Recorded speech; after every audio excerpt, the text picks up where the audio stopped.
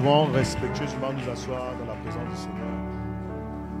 Merci, merci.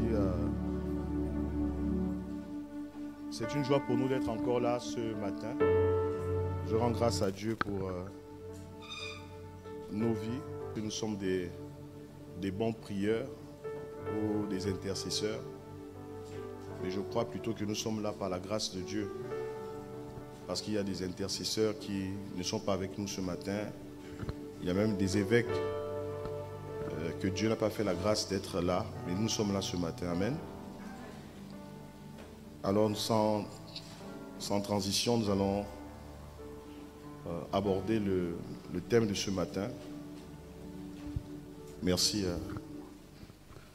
à Samuel, merci. La transition incomplète. Michal, la femme de David, mais c'est un thème un peu étrange, parce qu'on voit ici une forme de dichotomie entre le fait qu'un personnage soit en même temps la fille et la femme, quoique naturellement cela est possible, mais même dans l'alliance du mariage, à un moment donné, la Bible nous dit que l'homme quittera son père et sa mère et s'attachera à sa femme, et les deux deviendront une seule chair. Amen. Transition incomplète. Michal, la femme de David, mais la fille de Saül. Diminuez-moi légèrement le micro pour que ça ne l'arsène pas ici. J'aimerais que nous puissions lire nos téléphones sous vibreur, s'il vous plaît. Vous pouvez commencer à mettre sous vibreur pour ne pas que nous soyons distraits. Nous allons commencer à lire la parole de Dieu. 1 Samuel chapitre 18, du verset 25 au verset 27. Ensuite, nous allons lire 2 Samuel chapitre 6, du verset 16 au verset 23. Ensuite, nous allons lire 1 Samuel chapitre 14, du verset 49 au verset 52. Nous allons commencer à lire 1 Samuel chapitre 18, verset 25 au verset 26. Et ensuite, nous allons lire 2 Samuel chapitre 6, verset 16 au verset 23. Et nous allons terminer avec 1 Samuel chapitre 14, du verset 49 au verset 52. La transition incomplète, Michal, la femme de David, mais la fille de Saül. Je vais lire la parole de Dieu. Et Saül dit, vous direz ainsi à David, le roi ne désire point de dot, mais 100 prépuces philistins, pour que le roi soit vengé de ses ennemis. Ça paraît être un peu étrange, qu'une personne soit en même temps fille et femme. Dans le naturel, tout cela est normal. Je suis la femme ou je suis l'époux de telle personne, je suis aussi le fils de telle personne. Mais dans le monde spirituel, cela pose problème. Amen. Cela pose un problème de ce qu'on appelle une transition incomplète. Alors pourquoi j'ai pris les 3 textes? Le dernier texte, c'est la généalogie, pour savoir un peu d'où sort Michal. Nous savons tous ce matin maintenant quelle est la fille du premier roi d'Israël, Saül. Et Saül n'avait pas que Michal comme fille. Il avait une première fille qui s'appelait Mirab. Et d'ailleurs, c'était d'abord à cette dernière que le roi Saül avait promis de marier à David. Rappelez-vous que lorsque David a tué Goliath, il avait promis que celui qui tuerait l'incirconcis, il donnerait en mariage sa première fille. Et vous remarquerez une chose, c'est que Saül est exactement ce que Laban est. Vous rappelez-vous de Laban? Vous vous rappelez de l'oncle de Jacob, qui a joué un peu sur la destinée de Jacob à un moment donné. Il a promis Léa et finalement il va dribbler Jacob sur le lit conjugal, il glisse Léa et Jacob travaillera 14 ans finalement pour avoir Rachel. Donc parfois des esprits vont être transgénérationnels parce que disons Laban, ce n'est pas juste des personnages dans la Bible, mais c'est aussi des états d'esprit, c'est aussi des entités. Donc l'esprit de Laban peut se retrouver dans la vie de beaucoup de personnes ici. Comme l'esprit de Michal peut se retrouver aussi dans la vie de certaines personnes ce matin. Et cet esprit doit être traité. Amen. Un esprit éternel, la chose qu'on peut faire d'un esprit, c'est le chasser. On ne peut pas tuer un esprit, mais on peut chasser cet esprit-là. Et nous allons voir ce matin comment est-ce que nous pouvons traiter la question de la transition incomplète. Comment dans l'église, beaucoup de personnes pensent avoir engagé vraiment un vrai processus avec Dieu, mais cela n'est pas le cas. À quel moment l'histoire de Michal commence à nous intéresser? Lorsque Israël sort de l'Égypte, la Bible déclare qu'ils vont arriver sur une montagne qu'on appelle la montagne du Sinaï. Dis avec moi Sinaï. Et sur cette montagne, Dieu donne les 10 commandements. Et ces commandements vont être traduits en 613 lois par la suite. Et lorsque Dieu donne ces commandements-là, Dieu, dans le livre d'Exode, va donner à Moïse une architecture de la manière à laquelle il voudrait opérer sur la terre. Il dit à Moïse, va bâtir une tente d'assignation, d'accord, un lieu de la rencontre qui était subdivisé en deux. L'extérieur, disons les parvis, certains disent 3, parvis, lieu saint, lieu très saint. Dans le livre d'Hébreux, par exemple, on dit la tente d'assignation est divisée en deux, la partie du lieu saint et la partie du lieu très saint. Et dans le lieu très saint, il y avait un objet qui était la représentation de la présence de Dieu. Et cet objet-là, sacré, consacré, était appelé l'arche de l'Alliance. D'accord? L'arche de l'Alliance. Et cette arche était faite en bois d'acacia et recouverte d'or. C'était le symbolisme même de la présence de Dieu, que Dieu, au milieu de son peuple, et opérait, c'était l'arche de l'Alliance. Alors, on va terminer avec cette histoire. Je voudrais vraiment que vous puissiez comprendre, pour ne pas plonger directement dans l'histoire de Michal sans comprendre qu'est-ce qui s'est vraiment passé. On est avec Moïse. Moïse meurt. Celui qui succède à Moïse, c'est Josué. Donc, Josué va prendre le peuple, il va traverser le Jourdain. Toujours avec l'arche. Rappelez-vous l'arche. Quand ils arrivent à Canaan, donc la première ville qu'ils vont renverser, c'est Jéricho. Ensuite, ils vont s'établir à Gilgal. Ce sera un campement, disons, spirituel, prophétique. Et à partir de ce moment, lorsqu'ils sont en train de conquérir pour accéder à Jérusalem, qui était avant Jébouze, le lieu spirituel d'Israël deviendra d'abord Silo. Est-ce que vous comprenez? C'est dans ce lieu-là, rappelez-vous l'histoire de Samuel. Hein? Lorsque Samuel, la Bible déclare dans 1 Samuel que le jeune Samuel était couché près de l'arche de l'Alliance, vous comprenez, de Dieu, de l'Éternel, c'était dans un lieu qu'on appelait Silo. Donc à cette époque, le lieu spirituel, le centre spirituel de toutes les activités d'Israël, c'était Silo. Tout le monde me suit ici? Et par la suite, le mouvement va se faire. David va arriver. Saül arrive d'abord comme roi d'Israël. Il va régner pendant 40 ans. Il a des enfants, les Jonathan. On a cité cela dans 1 Samuel chapitre 14. Il a 2 filles d'une femme, parce qu'il va avoir une autre femme avec laquelle il va avoir des enfants, mais cette femme ne nous intéresse pas. Et là, il va avoir Michal. Vous êtes avec moi? Saül meurt. Et lorsque Saül meurt, David vient sur le trône, vient au pouvoir.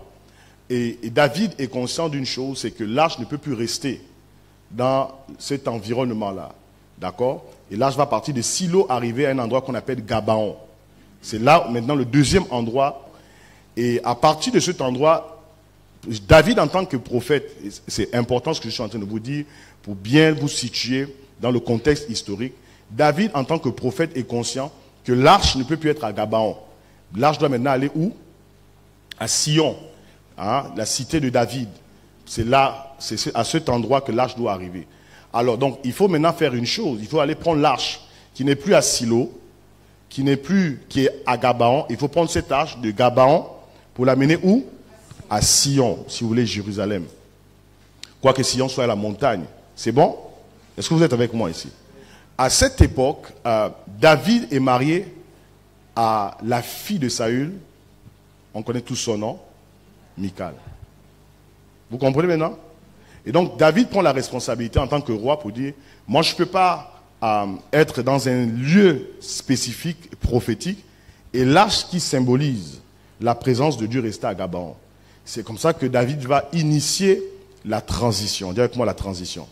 Et cette transition, c'était de prendre l'arche de l'Alliance qui se trouvait à Gabaon et commencer à faire un voyage pour amener cette arche-là jusqu'à Sion. Vous êtes avec moi? Mais il se pose un problème dans le contexte historique. Quand on lit la Bible, c'est qu'au temps de Saül, la plupart des sacrificateurs avaient été tués. Rappelez-vous que Saül était un roi bizarre. Si on ne faisait pas allégeance à Saül, ce qu'il faisait, il exécutait même les pasteurs, les prophètes, les apôtres. Dans le contexte historique, il s'agissait des sacrificateurs. Donc il va égorger une bonne partie des sacrificateurs, il va les tuer, il va les exécuter. Vous êtes avec moi? Voilà. C'est en ce temps-là que la parole prophétique adressée à Samuel concernant la maison d'Élie, Élie le prophète, Élie le sacrificateur, la maison dans laquelle Samuel a grandi. Parce que Dieu avait dit à Élie que tu n'auras pas de descendance qui continuera à régner et être établi comme sacrificateur. C'est Saül qui va accomplir cette parole en exécutant 14, je crois. Je vais me retrouver dans le texte. La Bible dit que 5, 14, je vais vérifier dans mes notes. Mais les sacrificateurs, il y avait 3 racines dans la maison de Lévi. Lévi était d'abord un homme qui est devenu une tribu. C'est important que je vous explique pour que vous compreniez mieux pourquoi cette histoire de Michal est si pertinente. Lévi avait 3 racines. Lévi avait 3 fils. Et dans les fils de Lévi, il y avait un qu'on appelait Kéhat. Et c'est du fils de Lévi appelé Kéhat qu'est sorti Moïse, Aaron. Vous comprenez ici? Donc tous les Lévis n'avaient pas le droit de porter l'arche de l'alliance. Ceux qui pouvaient porter l'arche, c'était les Lévites, mais de la racine des Kéhat, donc les Kéhatites. Vous comprenez ici? Et quand on portait l'arche, on ne devait pas toucher l'arche. Il y avait des bâtons, d'accord, de part et d'autre qu'on glissait comme ça. Et donc on portait là sur les épaules. Vous comprenez ici? Or, David a un problème. La plupart des sacrificateurs sont morts. Et ceux de la racine des Kéhat, il n'y en a pas. Maintenant, il reste des Lévis, parce que Uza était Lévi. Cependant, Uza n'est pas de la racine des Kéhat, parce qu'il y avait les Kéhatites, il y avait les Merari, il y avait les Gershomites. Vous comprenez ici? Donc, Uza est Lévite. Mais le problème, c'est qu'il n'est pas de la racine de Kéhat. Donc, en réalité, lui n'est même pas habilité à porter l'arche. Vous comprenez? Puisqu'il n'y a pas de Kéhatites, en réalité, pour engager ce mouvement. Vous comprenez? Vous voyez ici? Maintenant, ils sont dans le mouvement avec Dieu. Et pendant que l'arche est en mouvement avec David, quelque chose va se passer. Il y a un accident qui se passe. Uza va tenter de rattraper l'arche qui va tomber parce que les animaux, le chariot en se renversant, en se penchant légèrement, l'arche va tenter de tomber. Donc lui, il va pencher, il va toucher l'arche. Et la Bible dit, toute personne qui touche l'arche meurt. Vous suivez avec moi? À partir de ce moment, là, on a un problème déjà, la transition s'arrête. Vous comprenez ici? Cette transition s'arrête quelque part au milieu du voyage. Et c'est là où l'arche de l'Alliance va résider dans la maison d'un homme appelé Obed-Edom. Il récupère l'arche pendant 3 mois. Et pendant 3 mois, David se rend compte que la maison de cet homme est en train de prospérer. Combien de maisons ne prospèrent pas lorsque la présence de Dieu est dans leur maison? Amen, amen. D'autres aussi prospèrent par d'autres, les calebasses et tout le reste. Mais moi, je crois que la vraie prospérité vient du Seigneur Jésus. Amen, amen. Et là, David va maintenant relancer la transition. À partir de la maison d'Obed-Edom, il récupère l'arche, il amène l'arche à Sion. C'est maintenant à ce moment que on ressort ce que je vais ressortir de l'histoire de Michal. Quoique pendant un temps, Michal a été une très bonne femme pour David. Parce qu'au départ, elle n'est pas une femme bizarre. D'ailleurs, même quand Saül a tenté de tuer David, Michal a averti que voici, mon père arrive.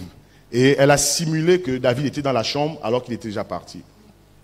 Cela signifie qu'on peut parfois bien commencer dans un processus de transition par rapport à notre vie, parce que la vie en Christ est un processus continuel de transition d'un état à un autre état. On peut avoir marché avec le Seigneur pendant 5 ans, 10 ans, 15 ans, et dans une position de notre vie, Dieu considère que cela est devenu illégal, il faut quitter la position.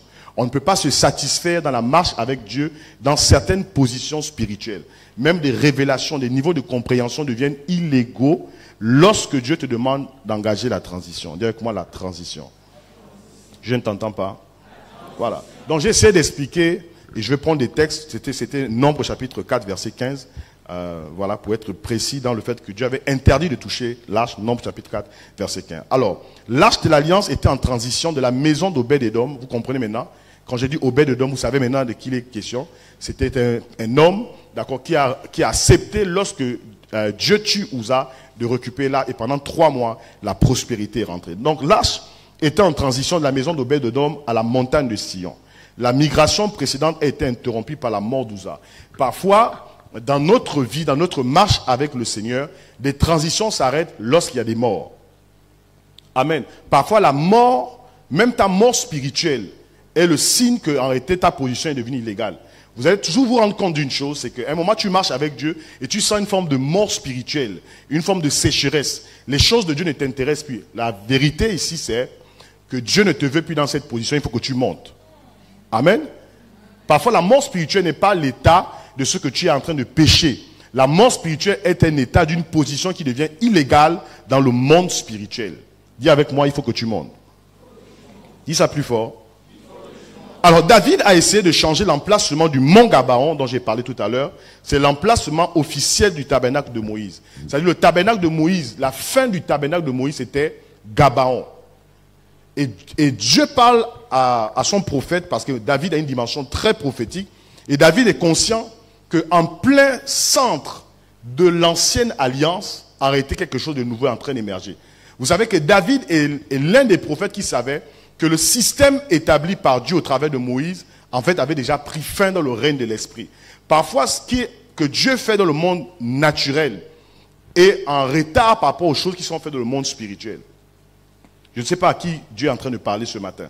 Ce que je vais ici dire, c'est que David sent que le tabernacle de Moïse prendrait fin et avait en réalité déjà pris fin. Vous êtes avec moi? Est-ce que vous comprenez ici? C'est pourquoi David est conscient d'une chose, il faut enlever l'arche de l'alliance de ce système-là que Josué a pris après la mort de Moïse. On l'a amené à Silo et après de Silo, on l'a amené à Gabaon. Il prend l'arche et il est supérieur à une position des mouvements de l'esprit. C'est-à-dire, j'ai fait l'expérience de Dieu il y a 50 ans en arrière. Laisse-moi te dire que la présence de Dieu est supérieure à une expérience spirituelle. Qu'est-ce qui bloque les gens parfois dans certaines choses? Le fait d'avancer, de croître, c'est l'expérience parfois. J'aimerais même te dire que l'arche de l'alliance est supérieure à un endroit de prière, à un lieu de prière. Est-ce que tu sais que l'arche de l'alliance est supérieure à cette salle? Amen. Le jour où la présence de Dieu n'est plus ici, vous pliez vos bagages et vous partez. Est-ce que cela est en train de déranger quelqu'un? L'emplacement officiel du tabernacle de Moïse était Gabaon. Et Dieu dit à David, cet emplacement est devenu illégal. Prends l'arche qui symbolise la présence de Dieu, place maintenant cette présence-là, ce système sur la montagne de Sion. Cette migration, en réalité, était en train d'annoncer la fin du tabernacle de Moïse, qui était devenu obsolète. Pourquoi le tabernacle de Moïse est-il devenu obsolète en pleine ancienne alliance? Dieu est en train de bâtir la nouvelle alliance. Pourquoi ce tabernacle est-il devenu obsolète? 1. Le tabernacle de Moïse ne permettait pas à qui que ce soit de s'approcher de l'arche de l'alliance. Vous savez ça? Le tabernacle de Moïse permettait uniquement à une classe, appelée la classe de Lévi, de faire le service. Toutes les autres tribus, la tribu de Juda, Aser, la tribu de Nephtali, demi-tribu d'Éphraïm et de Manassé, la tribu de Ruben, Siméon, toutes ces tribus ne pouvaient pas avoir accès dans ce système-là. Est-ce que vous comprenez? Mais la Bible nous déclare que dans le tabernacle de David, qu'est-ce qui était possible? C'est qu'il était possible que toutes les personnes pouvaient avoir accès à la présence de Dieu. Parce que David a placé là sous une, sous une tente qu'on appelle la tente de David. Et la Bible est quand les gens pouvaient célébrer Dieu. Les gens pouvaient adorer Dieu. Est-ce que ce n'est pas ce que nous faisons aujourd'hui? Amen. Est-ce qu'aujourd'hui tu as besoin de quelqu'un pour entrer dans la présence de Dieu? Hein? Est-ce que tu as besoin de ça? Est-ce que tu as besoin de sacrifier un animal pour entrer dans la présence de Dieu? Il y a des gens qui ont arrêté leur marche avec le Seigneur après la mort d'une personne. Ta vie est résumée à la mort d'une personne. Ton père est mort, il faut passer à autre chose. Ta mère est morte, il faut passer à autre chose. Parce que même au milieu de la mort, Dieu parle. Il y a un langage de la mort. Parfois, la mort est le signe de passer à une autre étape de ta vie. Il y a des vies qui sont parfois centrées autour d'un père, qui sont centrés autour d'une mère et pas centrés autour de Dieu. Parfois, quand tu centres ta vie autour d'un père naturel, d'un père, d'une mère naturelle, même parfois d'un père spirituel, Dieu l'enlève pour te ramener à je ne sais pas qui. Dieu est en train de parler. On a trop centré nos vies sur des personnes humaines au point où Dieu les a pris. Pour apprendre à dépendre de Dieu, Dieu doit pouvoir amener des hommes et des femmes à fixer leur regard vers Jésus. Fixe ton regard vers Jésus. Parfois, il y a des morts, et des morts naturelles arrivent. Parce que Dieu, à un moment donné, arrache certaines personnes pour que nous comprenions que tout dépend de lui. L'histoire nous dit que Uza était un ami proche. Vous savez, si David arrive à laisser l'arche de l'alliance, c'est qu'en réalité, la relation de David et Uza est une relation profonde. Parce que si c'était une personne quelconque, je ne vois pas pourquoi est-ce que tu peux abandonner l'arche, qui est la tour suprême d'Israël, et puis tu abandonnes ça et tu laisses ça dans la maison d'un Obed-Edom. Est-ce que vous comprenez ici? En réalité, ça signifie quoi ici? Cela signifie que parfois, nous sommes affectés par des circonstances de la vie. Et certaines circonstances nous ont fait abandonner la foi. Or, est-ce que tu sais que jusqu'à présent, je n'arrive même plus à prier? Cette situation me peine tellement. Je n'arrive même plus à jeûner. Parce que cette situation me peine tellement. Des circonstances de la vie, parfois, sont le révélateur que Dieu veut qu'une transition complète commence à se faire. J'aimerais dire à quelqu'un, tu t'es arrêté quelque part. Amen. Tu t'es arrêté quelque part, comme David s'est arrêté au milieu de la transition. Tu t'es arrêté quelque part. Chaque mouvement de transition est un annonciateur qu'un système est mort. Avant que Dieu ne te fasse rentrer dans de nouvelles choses, il faut que ton ancien toi meure. Amen. Il faut que ton ancien toi meure. La mort, c'est ce qu'on appelle la mort en soi. Cette transition spirituelle de l'arche de l'alliance quittant la position de Gabon à Sion. Et est-ce que vous savez, écoutez, j'aime David parce que c'est un homme très très prophétique et je veux parler de manière prophétique ce matin. Est-ce que vous savez que la transition de l'arche de l'alliance de Gabon à Sion, c'est plus que l'assassinat, si vous voulez, ou l'exécution, si vous le voulez, de Goliath? Est-ce que vous savez ça? J'aimerais dire à quelqu'un, est-ce que tu sais que ta transition complète est beaucoup plus importante qu'une petite délivrance que Dieu a opérée dans ta vie? Parfois, tu viens dans l'église, tu cherches la délivrance. Le jour où tu es délivré, tu quittes l'église. Mais tu quittes sans une transition complète. Parce qu'une délivrance n'est que parfois le début d'un processus, d'une transition que Dieu va engager. Mais les gens ont mis la délivrance beaucoup plus importante qu'une transition. Oui, parce qu'on peut être délivré, mais sans engager une transition complète. Goliath est mort. Mais vous savez quoi? Je disais qu'il y a des esprits qui sont générationnels. Vous allez remarquer une chose. Quand David est allé combattre Goliath, j'ouvre une parenthèse, je la ferme rapidement. Je parle ici de Michal, la femme de David et la fille de Saül. Lorsque David est allé combattre Goliath, quelle était l'attitude de Saül? Il était spectateur. Vous savez ça? Il envoyait les autres, toi va combattre, toi va combattre. Lorsque l'arche de l'alliance est rentrée, nous allons voir en profondeur, quand David fait rentrer l'arche de l'alliance à Sion, quelle est l'attitude de sa fille? Elle est spectatrice à la fenêtre. Telle fille, tel père. Parfois, ton manque de dynamisme dans l'église en réalité est lié à un gène spirituel. Amen. Oui, oui. C'est lié à un gène. Parfois, ton manque de réalisation dans la vie est lié à un gène spirituel. Va chercher le gène là, le génome là, qui fait en sorte, je n'ai pas de génome, je n'ai pas de génome. Va chercher l'information génétique qui fait en sorte que ça fait 20 ans que tu travailles, tu n'as aucune réalisation. C'est lié à quelqu'un. Ah. Oui, oui. Son père est spectateur des grandes choses que Dieu fait, la fille est spectatrice des plus grandes choses que Dieu est en train de faire. Parfois, ce que vous êtes est lié à la connexion de l'ADN spirituel. Oui, oui. Amen. Je déclare ce matin qu'il y a la mort d'un système. Dieu doit vous faire entrer. Dieu veut te retrouver. Ta vie spirituelle, ton niveau d'engagement devient illégal. Il faut à chaque fois te renouveler dans ta spiritualité. Amen. Il faut un renouvellement. Dis à ton voisin, il faut un renouvellement. Non, dis ça avec beaucoup de conviction. Il faut un renouvellement. Et le renouvellement est des choses qui doivent être faites partout. Il y a un prophète appelé John Eckhardt. Et John Eckhardt a dit il existe. C'est un livre qu'il a écrit sur l'adoration et la louange apostolique, dans le contexte apostolique. Et il dit il existe des sons et des chants qui ne sont pas encore chantés sur la terre. Et je crois que en termes de transition, il faut aussi des transitions dans les cantiques. Il faut des transitions dans des nouveaux chants.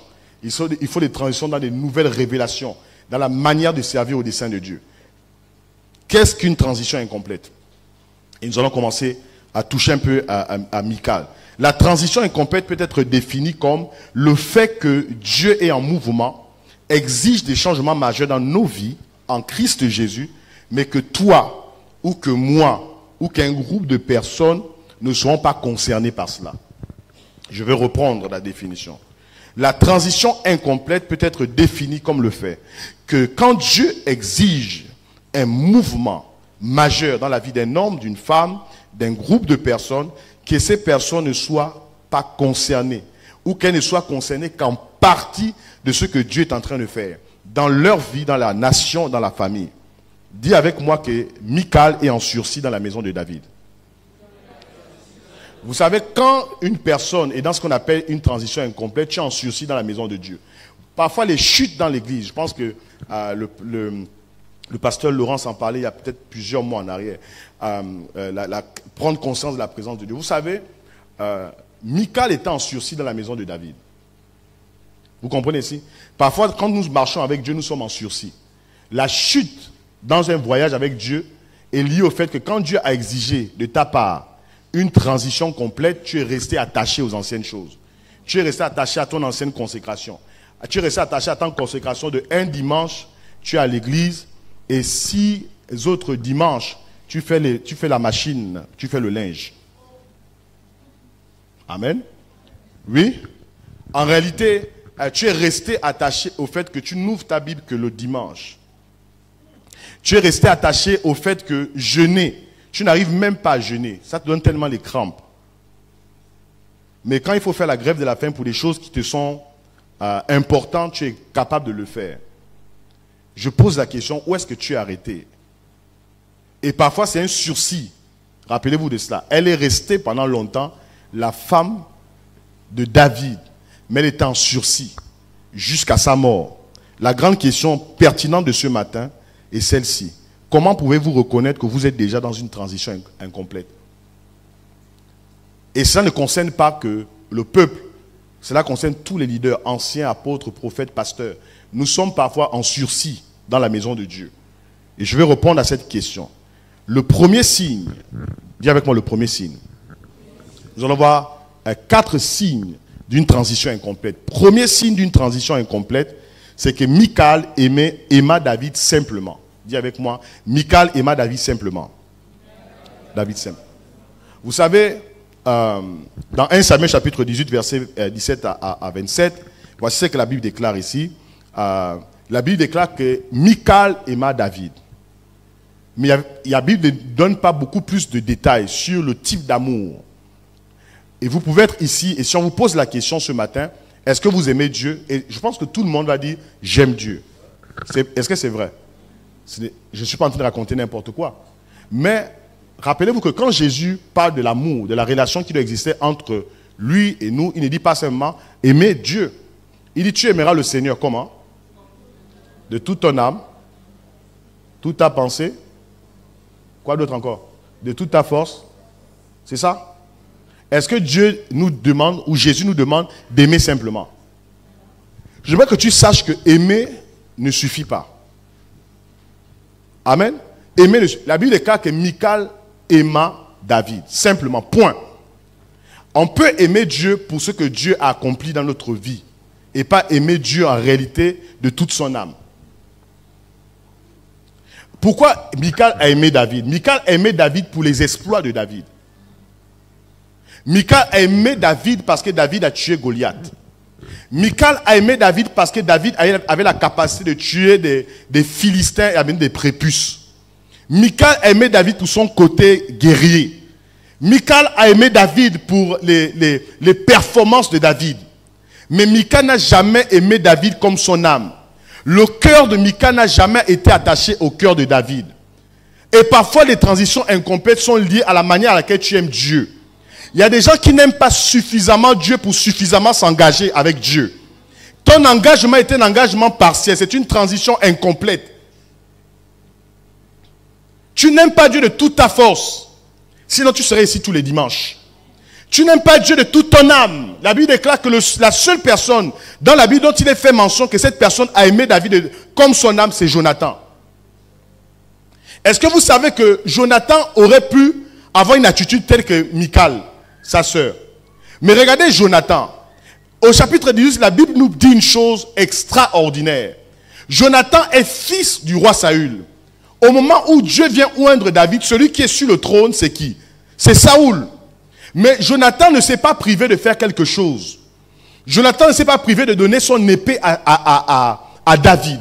Il ne s'est pas privé de donner sa combinaison de guerrier à David. Il s'est dépouillé pour que David soit honoré, quoique David ne soit pas encore sur le trône. Est-ce qu'il y a des personnes qui sont capables d'apporter tout ce qu'elles ont à Dieu? Honorer Jésus, de telle sorte que Jésus là, qui n'est pas considéré dans ta famille, un jour elle devra être considérée. Il y a des gens qui sont influencés dans la spiritualité. Lorsqu'on commence à dénigrer le nom de Dieu, elles commencent à reculer. Mais Jonathan n'a jamais reculé. Même lorsqu'il était dans la maison, assis à la table avec son père, et que son père insultait matin, midi et soir le Dieu de David. La Bible déclare que Jonathan ne s'est jamais privé de donner son épée. Je prie que Dieu trouve dans cette saison des hommes et des femmes qui soient capables d'aimer Dieu au détriment de tous ceux qui sont en train d'insulter Dieu dans les réseaux sociaux. Hein? Il y a des petites spiritualités. Il suffit que quelqu'un se lève pour commencer à attaquer l'église. Tu commences à mettre 2 pas en arrière pour dire, est-ce que cette chose-là vient de Dieu? Il faut que Dieu trouve des gens qui l'aiment véritablement. On aime simplement Dieu. J'aimerais dire à quelqu'un, aimer simplement ne suffit plus. Tu es en sursis dans la maison de Dieu si tu aimes simplement Dieu. Elle aima Dieu. Concernant Michal, son amour n'est pas un amour aussi vrai et sincère que celui de Jonathan. Quand l'amour de Dieu n'est plus la passion, les choses du royaume ne te passionnent plus, les desseins de Dieu ne te passionnent plus, ne touchent plus ton âme. C'est le signe d'une transition incomplète. C'est le signe en réalité que malheureusement, ta destinée prophétique sera avortée. Combien de personnes qui aiment Dieu ont abandonné l'église? Combien de personnes qui aiment Dieu ont abandonné des communautés? Combien de personnes qui aiment Dieu, des pasteurs ont abandonné? Il ne faut pas simplement aimer Dieu, il faut aimer Dieu de toute ton âme, de toute ta force, de toutes tes pensées. Amen. Parce qu'il y a des gens qui viendront éprouver ton amour pour le Seigneur. Les circonstances viendront éprouver ton amour. Parfois, les parents viendront éprouver ton amour. Parfois, un époux viendra même éprouver ton amour pour le Seigneur. Que Dieu te place, que Dieu place dans ta vie un Saoul qui passera du temps à insulter David. Ah. Dieu marche avec ce qu'on appelle des prototypes ou avec des représentations. David peut être une représentation ici de ce qui est Jésus. Comment tu le considères quand tout le monde l'insulte? Comment tu le considères comme lorsque tout le monde dit que c'est le Dieu des Blancs? Oui, parce qu'aujourd'hui il y a toute une philosophie, une doctrine satanique dans les réseaux sociaux. Apparemment Jésus serait le Dieu des Blancs. Mais donnez-nous le Dieu des Noirs alors. Et s'il est le Dieu des Blancs, laissez-nous avec le Dieu des Blancs. Et vous allez avec il y a des débats qu'il ne faut pas faire. Je pense que tout le monde doit être responsable. Qu'on soit tous responsables, on avance dans la vie, et on va tous mourir, et derrière, de l'autre côté là-bas, chacun rendra compte. Chacun ira vers son Dieu. Que le Dieu des Blancs accueille les Blancs avec eux, et que le Dieu des Noirs accueille les Noirs avec eux. Ça, c'est des petits débats. Amen. Les gens abandonnent la véritable doctrine parce qu'en réalité, ils n'aiment pas suffisamment Dieu. Je pense que quand quelqu'un s'est enraciné, écoutez, lorsque Jésus ressuscite d'entre les morts, et que pendant 40 jours, il se révèle à ses apôtres, la première chose que Dieu dit à Simon Pierre, il ne dit pas à Simon Pierre, sois le meilleur des apôtres. Il ne dit pas à Simon Pierre, fais des miracles. Il dit, Simon Pierre, Simon fils de Jonas, m'aimes-tu plus que ceci? Et si tu m'aimes, paie mes brebis. L'évaluation pour un engagement, une transition complète, ce n'est pas votre performance à donner des dîmes, de donner des offrandes, à vous engager, être régulier, à balayer la salle, faire toutes ces choses-là.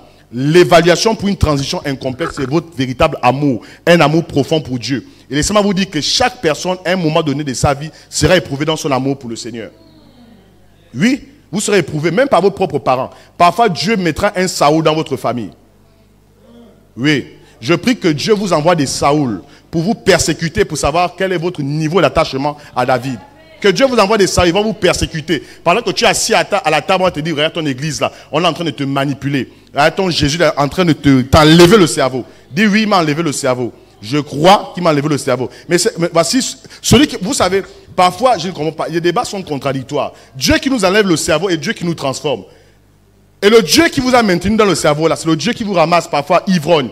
Je ne comprends pas comment des gens peuvent attaquer un Dieu qui t'a fait partie de l'alcoolisme pour faire de toi quelqu'un de sobre. Je ne comprends pas des gens qui viennent attaquer un Dieu qui nous a fait passer de l'homosexualité pour aimer maintenant une femme. Je ne comprends pas des gens qui viennent attaquer un Dieu qui nous a délivré des liens sataniques. Les gens étaient des fous dans les routes. Je ne comprends pas comment des gens peuvent croire à des âneries comme ça.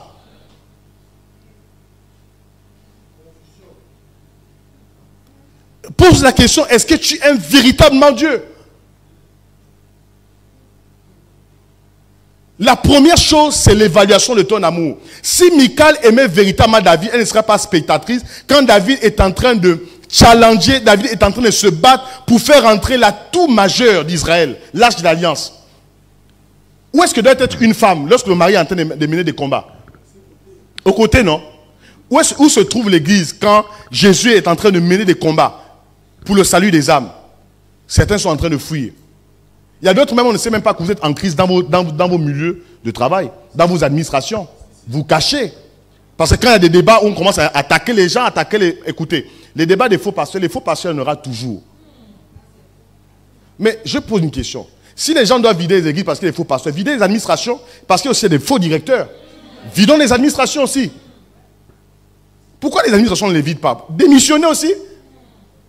Le faux, il y en aura toujours. Jésus a dit qu'il faut laisser le blé livrer pousser ensemble. Parce que quand vous attaquez le faux, vous risquez de pouvoir faire quoi? Vous risquez d'enlever même le blé. Il y a des vrais pasteurs aujourd'hui qui sont attaqués même à cause du faux. Laissez le faux et le vrai au milieu. Les deux poussent ensemble. Vous savez, l'ivraie et le blé se ressemblent. Il faut un niveau de discernement. Il y a des gens, malheureusement, ils rateront l'éternité pour entrer dans des débats des faux et des vrais. Oui. Pendant que tu es en train d'attaquer quelqu'un que tu penses être faux, cet homme est vrai. Tu attaques une femme que tu penses qu'elle est fausse, cette femme est vraie. Et pendant que tu es en train d'aduler quelqu'un que tu penses qu'elle est vraie, elle est fausse.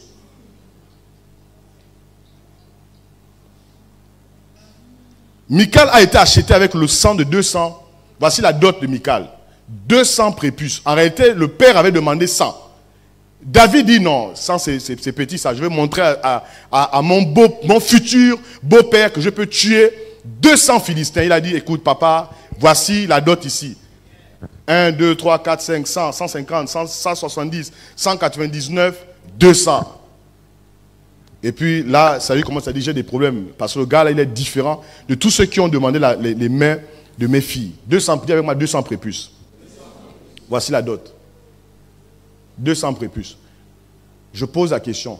Quel est le prix? Est-ce que tu peux estimer le prix auquel Dieu t'a racheté de ta vaine manière de vivre?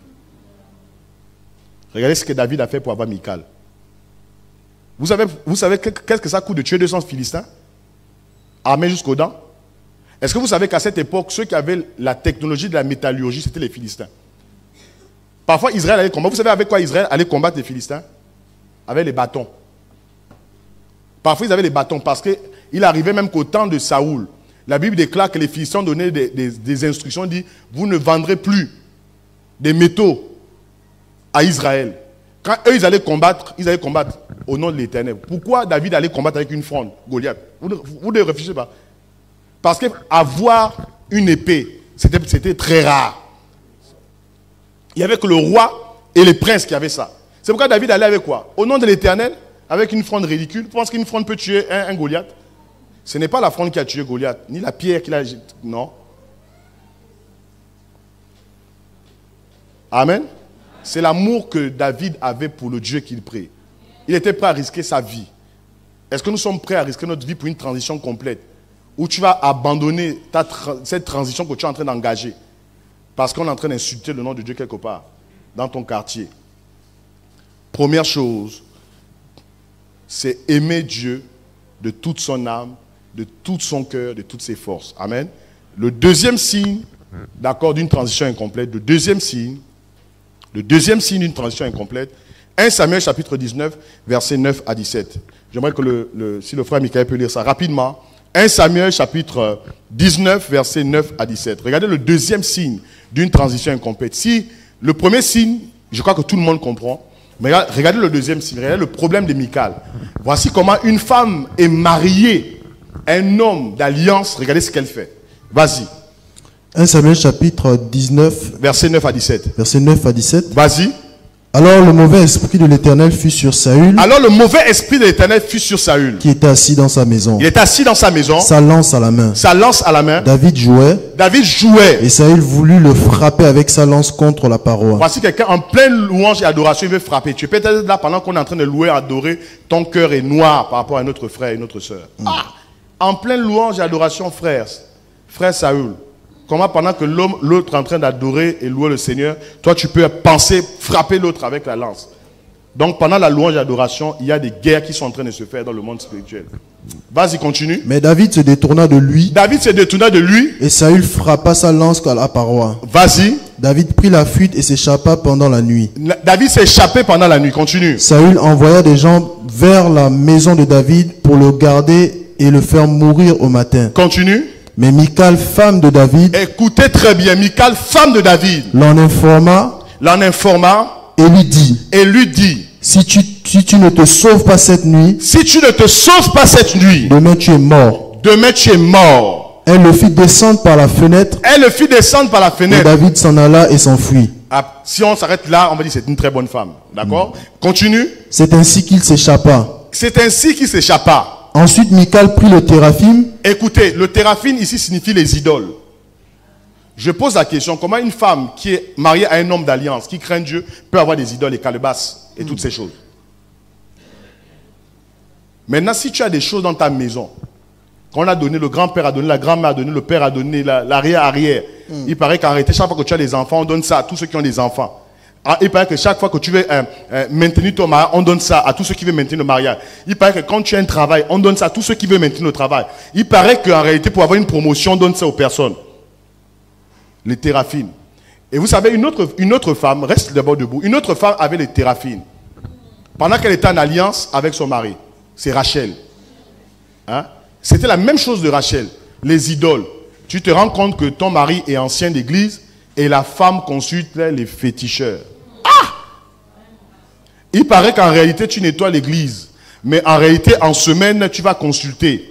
Les femmes qui te consultent à 25 francs. En fait, il paraît qu'en réalité, tu es ancien d'église. Mais en réalité, entre ton ancienneté, les dimanches, tu vas consulter les voyants.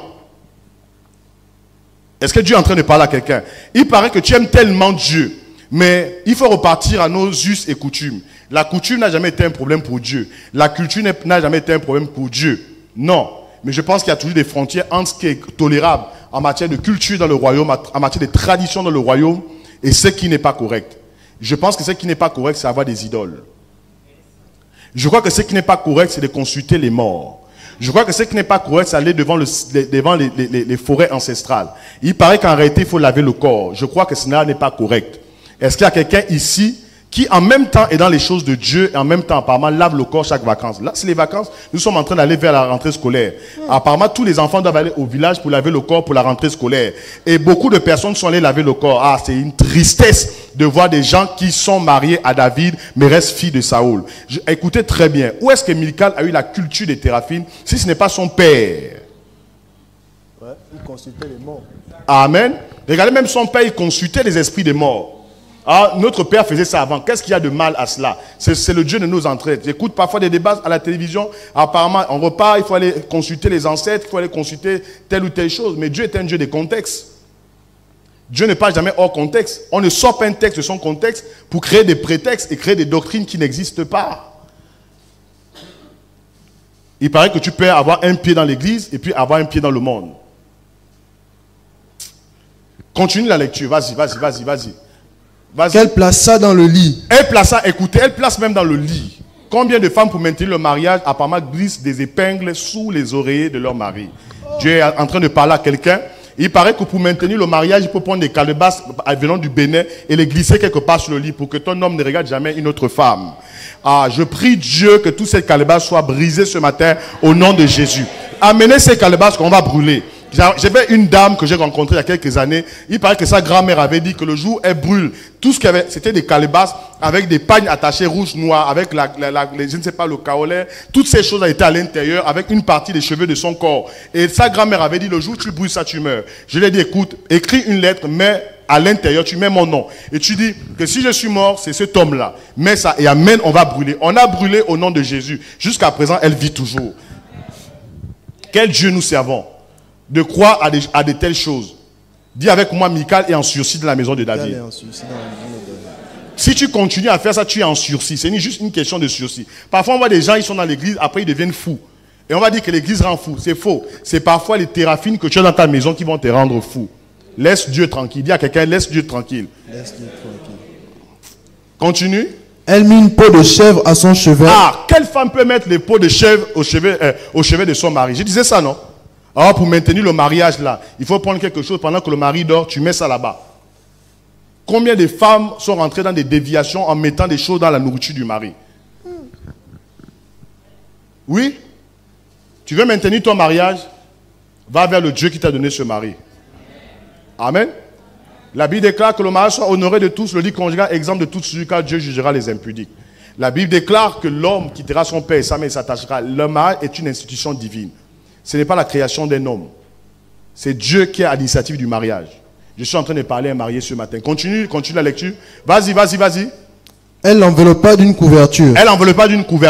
Lorsque Saül envoya des gens pour prendre David. Elle dit, il est malade. Saül les renvoya pour qu'ils ne vissent et il dit, apportez-le-moi dans son lit. Vas-y. Afin que je le fasse mourir. Continue. Ces gens revinrent et voici le téraphim était dans le lit et une peau de chèvre à son chevet. Voilà. Continue. Saül dit à Michal, pourquoi m'as-tu trompé de la sorte et as-tu laissé partir mon ennemi qui s'est échappé? Vas-y. Michal répondit à Saül, oui.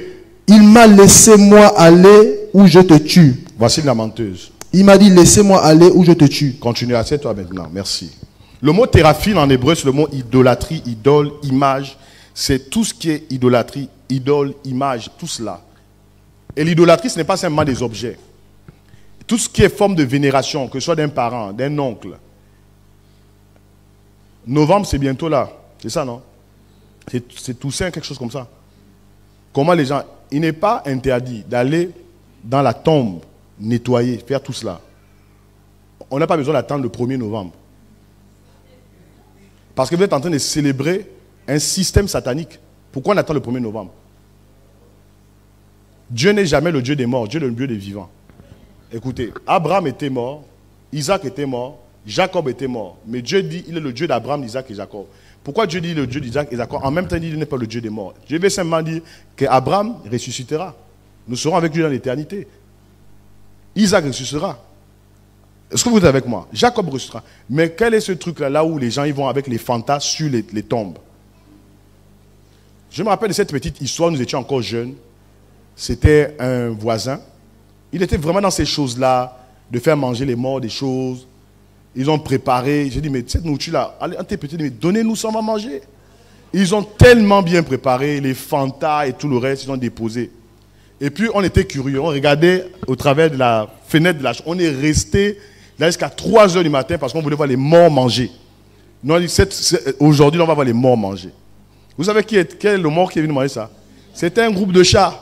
Ils sont venus manger. Ils sont sur le Fanta. Comme ils ne pouvaient pas soulever la bouteille de Fanta. Et puis, le matin, ils se réveillent. Les enfants étaient surexcités. Ils disent, papa, les morts sont venus manger. Comme ils étaient du Grand Nord, tel est venu manger, Ndong est venu manger, Assoumou est venu manger, Bekale est venu manger. Et nous savions que ce n'était pas Bekale. Nous savions que c'était les chats qui étaient là.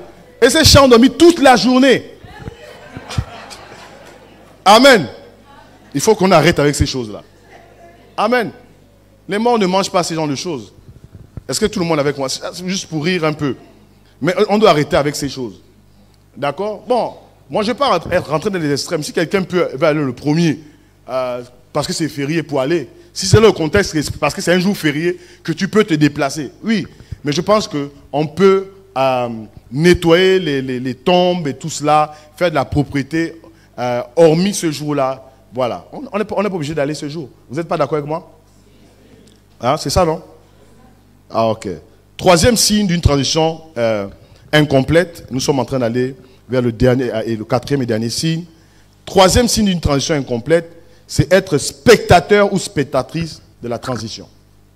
Amen. Il faut être acteur de la transition. Le spectateur de la transition, en fait, est celui qui veut une transition incomplète. Tout le monde avec moi? Alors, regardez, écoutez très bien, on est au troisième signe. Michal a choisi d'être une spectatrice plutôt qu'une participante. Comme elle a vu danser David devant l'arche de la présence du Seigneur, elle méprisa David dans son cœur au lieu de se tenir avec son mari pour célébrer Dieu. Le verbe mépriser ici est le même verbe utilisé quand Goliath a regardé David comme un enfant venant avec lui pour combattre. Regardez, David vient vers Goliath. Et Goliath regarde David, il méprise David. Vous voyez, c'est-à-dire que Michal avait exactement le même regard que Goliath. Et dit, mais toi tu peux venir comme ça là, devant un guerrier comme avec toute l'expérience, quasiment 3 mètres de haut. Tu viens, ça c'est une insulte de venir avec moi, juste avec j'ai le javelot, j'ai la lance et toutes ces choses, tu viens avec une petite fronde. David, je viens au nom de l'Éternel. Le même regard là, que Goliath avait vis-à-vis de David, c'est le même regard là que Michal a déversé dans la vie de son époux. C'est profond. Comment l'esprit de Goliath était dans la vie de Michal. Quand les gens sont spectateurs ou spectatrices, pourquoi cette femme est l'épouse de David, mais choisit d'être spectatrice lorsque son mari engage une transition complète, faire rentrer l'arche de l'Alliance à Jérusalem? Regardez dans le livre de Samuel, 2 Samuel, chapitre 6, verset 20. David retourna pour bénir sa maison, et Michal, fille de Saül, est venue à la rencontre de David. Et elle va commencer à insulter David. Michal était la fille de Saül, mais elle est restée spectatrice de tout ce que David était en train d'entreprendre. Je vais donner quelques éléments caractéristiques d'un esprit de spectateur dans l'Église et même dans la nation. 1. Nous sommes dans le troisième signe. Première caractéristique d'un signe d'un spectateur ou d'une spectatrice, c'est portée disparue. Dis avec moi, portée disparue. Il y a un film, je ne sais pas si vous avez suivi ça, hein? C'est avec Chuck Norris, hein? Portée disparue. Il y avait le 1, le 2, le 3, je crois jusqu'au 4 ou peut-être le 5. Et le film de portée disparue, c'était le même scénario, c'est-à-dire les bandits venaient attraper des innocents. Et puis, on dit à Chuck Norris, voilà, ils sont portés disparus. Et sa mission, c'était de retrouver ceux qui étaient portés disparus. Hein, je ne sais pas si ce film-là existe. On peut encore trouver ça. Certainement, oui. Hein, portés disparus. Le premier signe, disons la première caractéristique du signe d'une personne qui n'est pas dans une transition, c'est quelqu'un qui est porté disparu. Michal a choisi d'être spectatrice. Un spectateur est toujours porté disparu lorsqu'il y a des événements majeurs au sein de sa communauté. Vous savez, chaque fois qu'on te cherche, tu es arrivé à l'église aujourd'hui. Prochain rendez-vous, nous sommes au 40e aujourd'hui. Le 25 août. Prochain rendez-vous, ce sera quand? Le 25 décembre. Oui. Vous voyez un peu? Ça, c'est les signes des spectateurs. Vous comprenez? Portés disparus. Quand il y a des événements majeurs, quand il y a des choses à faire dans la nation, même dans l'église, tu n'es jamais là. Une conférence organisée, portée disparue. Réunion convoquée, portée disparue. Tu as toujours des excuses, portée disparue. Dis avec moi, portée disparue. Dis ça plus fort. Écoutez, Dieu n'est pas le Dieu des dimanches, et Dieu est aussi le Dieu des réunions de semaine. Lorsque les gens sont là que le dimanche et sont portés disparus en semaine, vous êtes en réalité possédé par un esprit de Michal. Je ne parle pas ici du travail. La légitimité de quelqu'un qui ne peut pas être là en semaine, c'est la charge professionnelle ou éventuellement des contraintes familiales qui peuvent être justifiées. Mais quand tu sors du travail, quand tu sors, je ne sais pas, d'une activité et que tu peux être à une réunion de semaine et que tu n'es pas et que tu rentres simplement à la maison, suivre la télévision, tu es porté disparu. Amen. Le Dieu du dimanche. Je crois que beaucoup de gens ont été sauvés par le Dieu du dimanche. Mais Dieu n'est pas le Dieu du dimanche. Dis ça à ton voisin, Dieu n'est pas le Dieu du dimanche. Vous n'avez pas cet enseignement-là? Dis bien à ton voisin, Dieu n'est pas le Dieu du dimanche. Donc arrête d'être porté disparu en semaine. Michal était porté disparu. David est en train de se battre seul. Et elle vient faire la jalousie. Ceux qui sont portés disparus sont très jaloux. Voici maintenant comment elle accuse David que toi tu vas danser là-bas à cause des femmes d'Israël. Hein? Quand Dieu fait des choses avec des gens qui sont présents dans les transitions, d'autres sont jaloux de ces personnes-là. Et je ne parle pas que d'un langage purement ecclésiastique. Même dans le contexte de notre nation, il y a une transition. Ceux qui sont portés disparus sont souvent jaloux de ceux qui sont là. Je ne sais pas à qui je suis en train de parler. Amen. Porté disparu. Tu n'es pas là où on prend des décisions. Porté disparu. Tu n'es pas aux réunions. Porté disparu. Tu n'es pas aux conférences. Porté disparu. Sommet apostolique. Porté disparu. Conférence. Porté disparu. Colloque. Porté disparu. Je ne sais pas. Qu'est-ce qu'on peut faire? Toutes les réunions, tu es porté disparu. Est-ce que tu sais que revenir un dimanche à l'église n'est pas un exploit? Hein?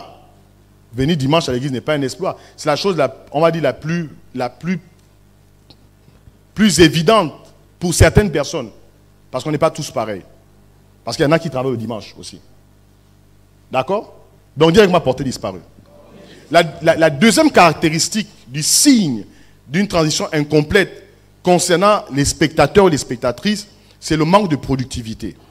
Michal est restée stérile. Elle n'a jamais donné d'enfant à David. Les spectateurs ne produisent jamais rien. Ils passent le temps à critiquer. Vous savez ça? Vous avez remarqué que tous ceux qui passent le temps à attaquer, à critiquer, à insulter, sont des spectateurs. Quand on est dans un stade de football, qui passe le temps à dire Ronaldo, il fallait faire comme ça. Mais si tu n'as pas bien fait, il fallait passer le ballon. C'est les spectateurs. Moi, je vois parfois les posts là, des crises, tout ça là. Oh, fallait faire ça, la passe. Mettez le même gars sur le terrain, il ne fera rien. Il ne fera rien. Oui, il ne fera rien. Vous comprenez? Les spectateurs ne produisent pas. Dès que les spectateurs ne produisent pas. 2 Samuel chapitre 6, verset 23, la Bible déclare, Michal, fille de Saül, n'avait point eu d'enfant jusqu'au jour de sa mort. Elle n'a jamais donné d'enfant à David. À cause de quoi? L'esprit de spectateur. Troisième caractéristique, c'est les critiques, comme je l'ai dit. 2 Samuel chapitre 6, du verset 19 à 20. Puis, il repartit entre tous les peuples. Donc, David a commencé à donner de la nourriture, il a commencé à donner du raisin, du vin à toutes les personnes. Et la seule chose que la femme, celle qui est considérée comme la femme de David, vient faire, c'est quoi? Critiquer. C'est pas normal, tu n'aurais pas dû faire ça. En général, ceux qui sont des spectateurs, ils critiquent beaucoup les pasteurs. Hein? Tu ne constates pas ça. Le pasteur n'aurait pas dû faire ça. L'apôtre n'aurait pas dû faire ça. L'ancien n'aurait pas dû faire ça. Moi, si j'étais à sa place, tu n'es pas à ma place. Amen. Attends quand Dieu te mettra à la place où tu seras. On verra aussi ce que tu vas faire. Amen. Les spectateurs sont dans les critiques versées. Mais ceux qui sont acteurs de la transition complète sont aux côtés de David en train de combattre. Je prie Dieu que l'arche entre à Sion. Amen. Elle sort quand la foule quitte. Elle rencontre l'homme de Dieu dans son heure la plus faible. Vous allez comprendre que dans le troisième signe de l'esprit de Michal, l'une des choses, c'est ils attendent quand l'homme de Dieu est faible. C'est là qu'ils viennent attaquer. Vous savez, dans une transition incomplète, les gens attaqueront toujours les signes de faiblesse. Je peux parler? Amen. Est-ce que je peux parler? C'est-à-dire que c'est toutes les erreurs, c'est tous les signes de faiblesse rencontrés dans la vie de David. C'est ce que Michal a attaqué. Parce que pourquoi Michal n'est pas venu critiquer David devant toutes les femmes qui dansaient aussi, tous les hommes qui étaient là? Elle savait que ça devait être compliqué pour elle. Elle a attendu quand lui il est rentré à la maison. C'est là où maintenant les deux là se sont retrouvés. Pour dire comment toi tu peux faire des choses comme ça là. Attends, le mari, dis avec moi, le mari est fatigué. Qu'est-ce qu'une femme doit faire quand le mari est fatigué comme ça, après une longue journée, après, disons, des jours et des jours de bataille pour faire entrer la présence de Dieu? Qu'est-ce que tu dois faire? Le massage, un bon plat, quoi d'autre encore? Quoi d'autre? Mais dites, parlez. Là, on me donne la parole, vous pouvez prêcher. Hein?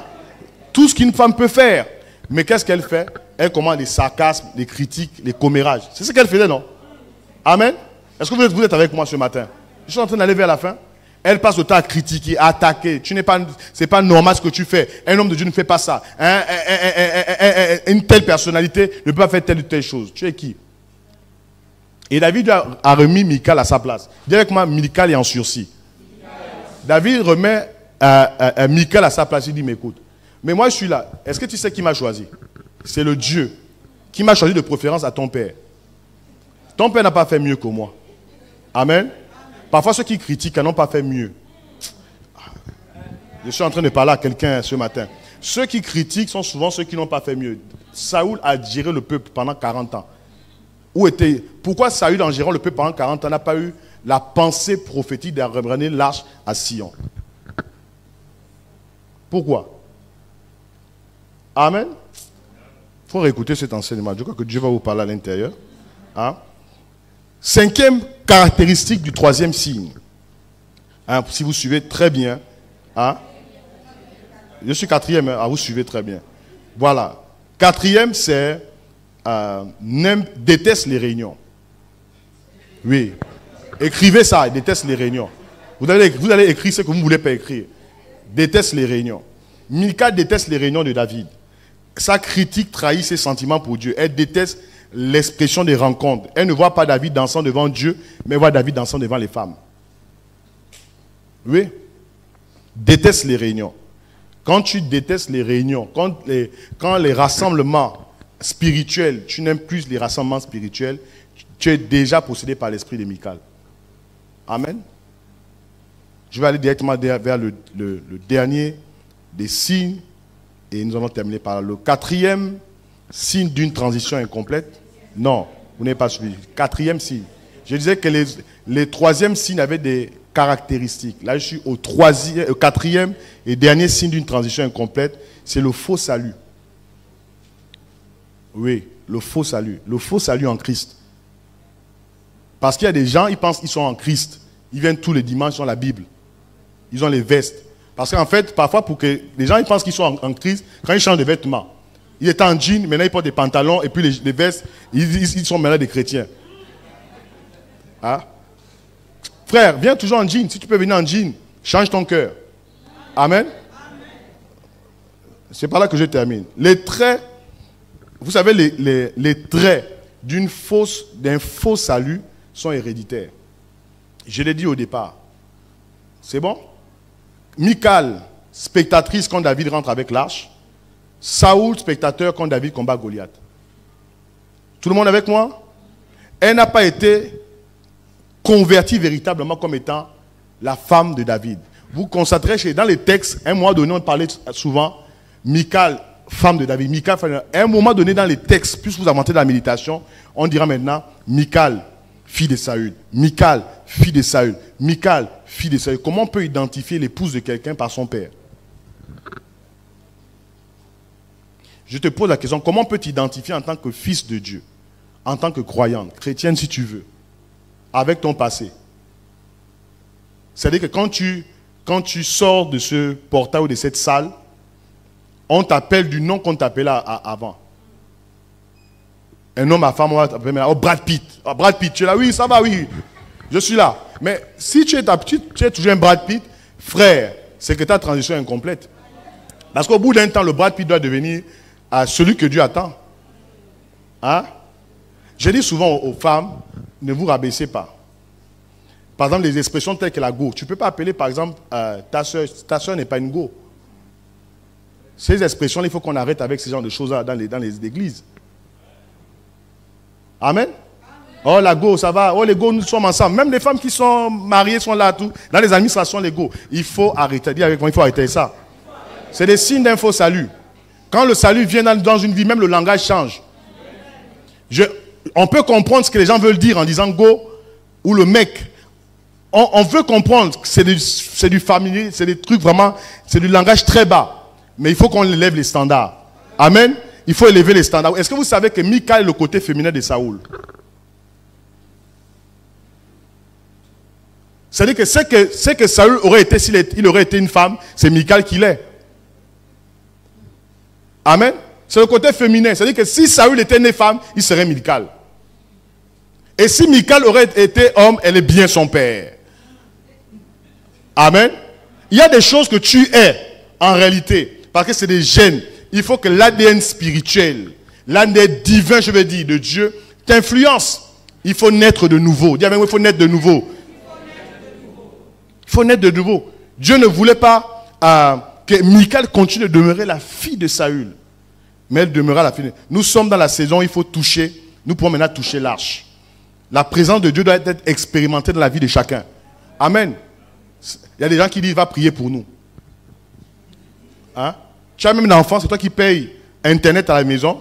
Tu payes les chaînes, Canal. Et l'enfant te dit, en sortant, maman va prier pour nous. Oui, je vais prier. Chacun doit avoir la responsabilité de venir devant l'arche. Dis à quelqu'un, chacun doit venir dans la présence de Dieu.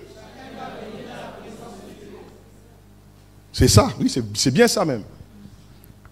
Je termine en disant ceci. Si quelqu'un peut venir au piano. Je termine en disant ceci. Il y a eu 2 victimes dans cette transition. La première victime, c'était qui? C'était Uza. La deuxième victime, ce fut qui? C'était Michal. Quand une transition est incomplète, et c'est mon mot de fin, il y aura 2 victimes. Les victimes telles que Uza, ce sont les victimes publiques. Quand Uza est mort, tout le monde a su qu'Uza était mort. Mais la mort de Michal était une mort interne. Lorsqu'il y a une transition incomplète en ce qui concerne le salut, 2 choses vont commencer à se produire dans ta vie. Tu as ressenti la mort à 2 niveaux. La première mort que tu as ressentie, c'est d'abord une mort interne. Vous comprenez? Tu es là, mais en réalité, tu sens que tu es en train de mourir spirituellement. Tu es dans l'église, ça fait des années, tu sens la mort spirituelle. La sécheresse, on peut mettre le son du piano. La mort spirituelle, tu commences à mourir spirituellement, tu meurs. C'est la mort en réalité de Michal, qui n'était pas en réalité vraiment l'épouse de David. Je crois que si cette femme aurait été vraiment cœur à cœur avec David, Dieu l'aurait transformée. Mais la mort a commencé à rentrer. Regardez le lit conjugal, comment il n'était pas respecté. Les idoles sont entrées dans la maison. Mais aussi les victimes publiques d'une transition incomplète. Des gens qui meurent, tu sens que lui, il est déjà mort. C'est-à-dire que la mort qui a frappé l'intérieur s'exprime déjà à l'extérieur. Frère, toi tu élevais les mains dans l'église. J'ai rencontré une personne comme ça un jour, un frère très engagé. Il était dans un bar, quand il m'a vu là jeter la bouteille de Régab dans l'herbe. J'ai dit, mais pourquoi tu jettes? C'est la mort, c'est la transition incomplète. C'est ce qui t'a amené à ce niveau-là. Être dans des choses, des choses sombres. Il est temps que cela change. J'aimerais que nous puissions nous mettre debout.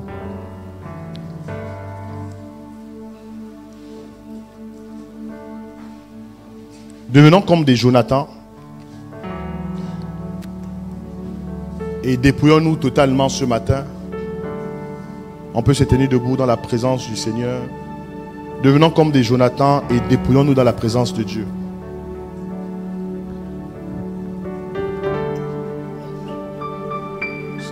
Et nous pouvons dire au Seigneur, nous voulons cette transition incomplète. Je ne sais pas là où tu t'es arrêté dans ta vie en Christ.